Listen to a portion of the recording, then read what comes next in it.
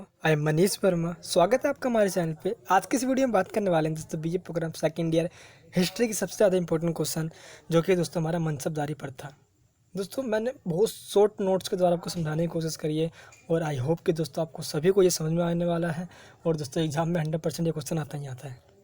तो चलिए हम इस क्वेश्चन की तैयारी करते हैं बिना समय ख़राब किए हुए, क्योंकि दोस्तों एग्जाम हमारा बहुत नज़दीक है। दोस्तों मनसबदारी प्रथा क्या है, पहले इसके बारे में जानते हैं हम। दोस्तों मनसबदारी के बारे में पहले अपने आप सबको बता दूं मैं। मनसब दोस्तों, मनसब मतलब होता है पोस्ट।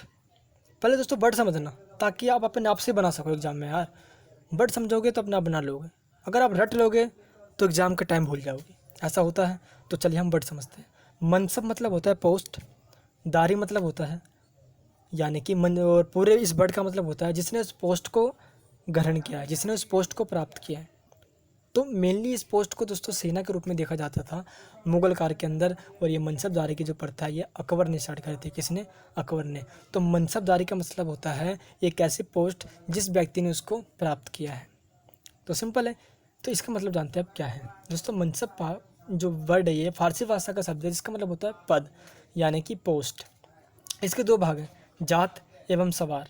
जात का मतलब होता है व्यक्तिगत पद यानी कि सेना, जबकि सवार का मतलब होता है घुड़सवारों की संख्या। सिंपल है दोस्तों। मैं दोस्तों आपको पूरा कंसेप्ट क्लियर करूंगा शॉर्ट वर्ड्स के अंदर। दोस्तों काफ़ी मस्त नोट्स बनाए हैं, तो मैं आशा करूंगा दोस्तों आप इस नोट को अच्छे से पढ़ोगे। और दोस्तों अच्छा लग रहा तो अपने दोस्तों को भी शेयर करना और लाइक वीडियो और नीचे कमेंट करके बताना। नेक्स्ट है मनसबदार। जो शब्द है वह पदाधिकारी के लिए प्रयुक्त होता था, यानी कि जिसने उस पोस्ट को प्राप्त किया है उसको हम मनसबदार कहते थे। और इस पूरी व्यवस्था को मनसबदारी व्यवस्था कहा जाता था। एंड मुगल काल में मनसबदारी प्रथा का प्रारंभ अकबर ने किया था। मनसब का निर्धारण अंकों के माध्यम से होता था, यानी कि अंक पहले कौन होगा, कितने अंक के इस जगह पे कितने मनसब, यानी कि इस जगह पे कितने सेना बनेंगे और उनको क्या क्या पोस्ट दी जाएगी। तो दोस्तों क्लियर, आपको कोई दिक्कत नहीं होनी चाहिए। ये मनसब वर्ड आप पहली बार सुन रहे होगे तो आपको कोई दिक्कत नहीं लेना। मनसब मतलब कोई पोस्ट ही है, जैसे कि आज IAS IPS पुलिस DG, ये सारे जो ऑफिसर के दोस्तों जो पोस्ट है वो उस समय क्या होता था, गवर्नर जनरल की आज जो पोस्ट है उस समय उसको हम मनसब कह देते थे। बस सिंपल सी बात है, इसमें दिक्कत वाली कौन सी बात है। नेक्स्ट है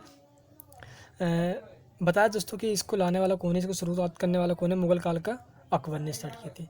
मनसब का निर्धारण अंकों के माध्यम से होता था और यह मंगोलों की दशमलव पद्धति पर आधारित थी। यानी कि दोस्तों ये इंपॉर्टेंट पॉइंट याद रखना, जो जो इसमें ब्लू के साथ डार्क किया गया है दोस्तों वो इंपॉर्टेंट पॉइंट्स हैं, तो जो कि आपको एग्जाम में लिखना ही लिखना है। इसका मूल जो यानी कि दोस्तों इसकी स्टार्टिंग जो देखी जा सकती है, मुगल वंशज के जो वंश थे वो कौन थे, चंगेज खां के अंदर देखा जाती है, क्योंकि दोस्तों चंगेज खां के शासनकाल में भी मनसबदारी व्यवस्था थी। एंड मनसब सैनिक अथवा असैनिक किसी को भी दिया जा सकता था, यानी कि जो पोस्ट है वो सैनिकों को भी दिया जा सकता था एंड जो सैनिक नहीं थे उनको भी दिया जा सकता था, चाहे दोस्तों कोई सी पोस्ट हो। बस आपको दोस्तों एग्जाम से संबंधित है, बस आपको इतना कंसेप्ट क्लियर करना है ताकि आप एग्जाम में अच्छे से एग्जाम कर लो और एग्जाम में आपको दिक्कत ना हो, आप अच्छे नंबर से पास भी हो जाओ। यह व्यवस्था दोस्तों स्थानांतरणीय थी, आनुवंशिक नहीं थी। यानी कि ये पोस्ट जो थी वो राजा के द्वारा ये मनसब को दिया जाता था, यानी कि किसी व्यक्ति को दिया जाता था, ना कि आनुवंशिक। आनुवंशिक का मतलब होता है हायरार्की सिस्टम, यानी कि बाप, अगर बाप मरेगा तो उसका बेटा होगा, बेटा मरेगा तो उसका बेटा, उसका बेटा, उसका बेटा, ये चलता है, जिसको कहते हैं हम हायरार्की सिस्टम। तो ये ऐसा नहीं था, बल्कि राजा के द्वारा पोस्ट बांट दी जाती थी। नेक्स्ट है, इस व्यवस्था के अंदर अकबर ने अपने शासन के 3 प्रमुख, यानी कि जो 3 प्रमुख अंग थे, सामंत, सेना और नौकरशाही को एक सामान्य व्यवस्था में एक कर दिया था। यानी कि सामंत के लिए, सेना के लिए, नौकरशाही को सिर्फ एक ही पोस्ट जो कि मनसब होगा। सिंपल है। और अकबर के समय न्यूनतम मनसब का जो दोस्तों जो अंक था वो 10 था और अधिकतम 10,000, यानी कि एक राज्य के अंदर 10 से 10,000 तक मनसब यानी कि पोस्ट बांटे जाते थे।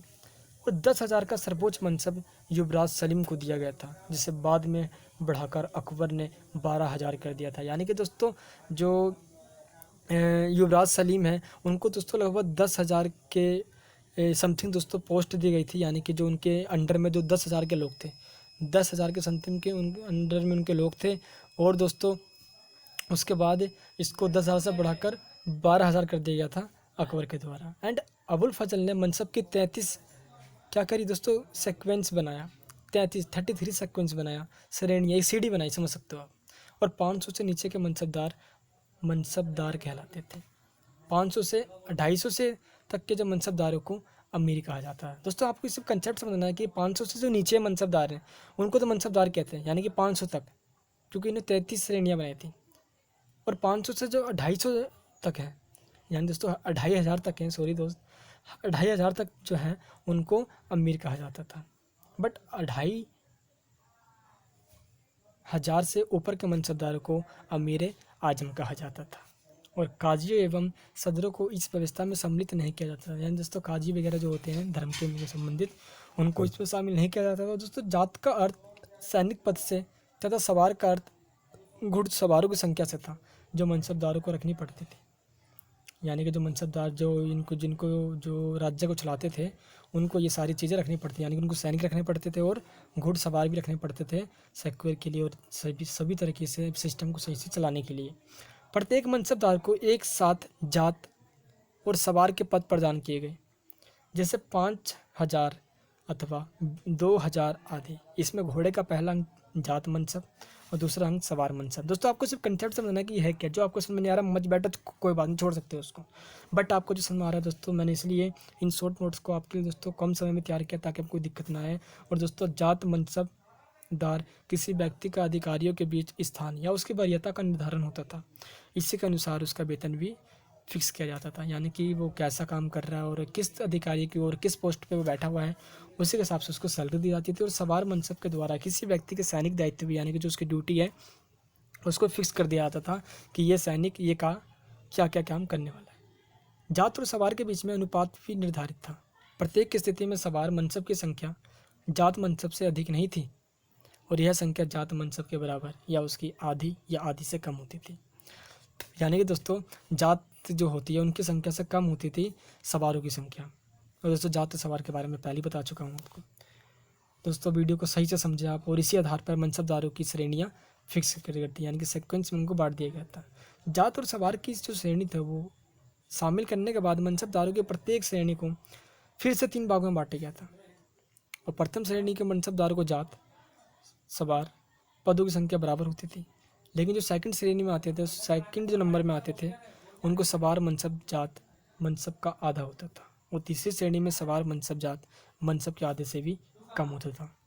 एंड दोस्तों केवल विशेष परिस्थिति में, कोई विशेष सिचुएशन में सवार मनसब में जात मनसब से अधिक संख्या हो सकती थी। यानी कि दोस्तों हमेशा जात जो होती थी, जात की जो संख्या होती थी दोस्तों वो ज़्यादा होता था, बट सवार का संख्या कम होता था हमेशा। बट विशेष स्थिति, जो विशेष सिचुएशन आ जाए तो सवारों की संख्या ज़्यादा हो सकती थी, जिसे मसरूत मनसब कहा जाता था, जहाँ पे सवारों की संख्या ज़्यादा है।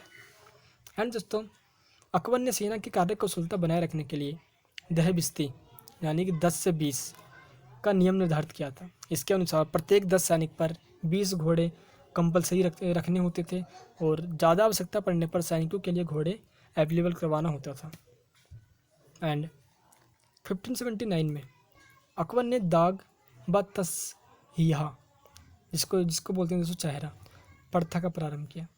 दाग प्रथा के अंतर्गत घोड़ों पर शाही मोहर का चिन्ह, यानी कि जो राज्य हो जो होता है उसका एक मोहर लगा दिया जाता था और एक मनसबदार का निशान दाग दिया जाता था। क्योंकि दोस्तों प्रत्येक मनसबदार का निशान अलग अलग कर दिया जाता था, जिससे भी एक दूसरे के घोड़े को बदल ना सके और चोरी से दोस्तों उसको चेंज ना कर सके। और इसके लिए अकबर ने एक पृथक विभाग यानी कि दाग महाली की स्थापना की थी, जो घोड़ों पर मोहर लगाने का काम करता था। एंड तसहिया मतलब दोस्तों चेहरा होता है, के अंतर्गत प्रत्येक सैनिक का हुलिया रखा जाता था। अकबर के शासनकाल में प्रत्येक वर्ष घोड़े के साथ सामान के लिए मनसबदारों के वेतन में से 1 माह का वेतन काट लिया जाता था। यानी कि घोड़े को रखने के लिए दोस्तों मनसबदारों को वेतन भी 1 महीने के लिए काट लिया जाता था। सिंपल है। और दोस्तों जहांगीर ने अपने समय में 2 अस्पा एवं सिंह अस्पा नामक नवीन व्यवस्था शुरू की। और 2 अस्पा से तात्पर्य, यानी कि 2 अस्पा का मतलब होता है 2 घोड़े एवं सिंह अस्पा से मतलब होता है 3 घोड़े। क्लियर है। और इसके अंतर्गत सवार मनसब के निर्धारित अंक में वृद्धि किए बिना उसके अधीन जो उसके अंडर में जो सेना है उनकी संख्या वृद्धि की जाती थी। एंड दोस्तों शाहजहाँ ने मनसबदारी व्यवस्था में जो मंथली जो वेतन होता है उसकी स्टार्टिंग करी थी। और शाहजहाँ के समय में पूरे मुगल काल का सबसे बड़ा मनसबदार सिखों को 60,000 का दिया गया था। यानी दोस्तों सिखों के पास लगभग 60,000 के समथिंग में लोग रहते थे, यानी जिनको पोस्ट दी गई थी। और हिंदू मनसबदारों की सर्वाधिक संख्या 33% थी औरंगजेब के काल में। दोस्तों आई होप कि आपको ये वीडियो अच्छा लगा होगा। दोस्तों मैंने सिर्फ आपको शॉर्ट में बताया समझने के लिए, ताकि आपको कोई भी दिक्कत ना हो। दोस्तों कमेंट में बताना, आप इन सभी दोस्तों को वीडियो शेयर कर लाइक करना मत भूलना।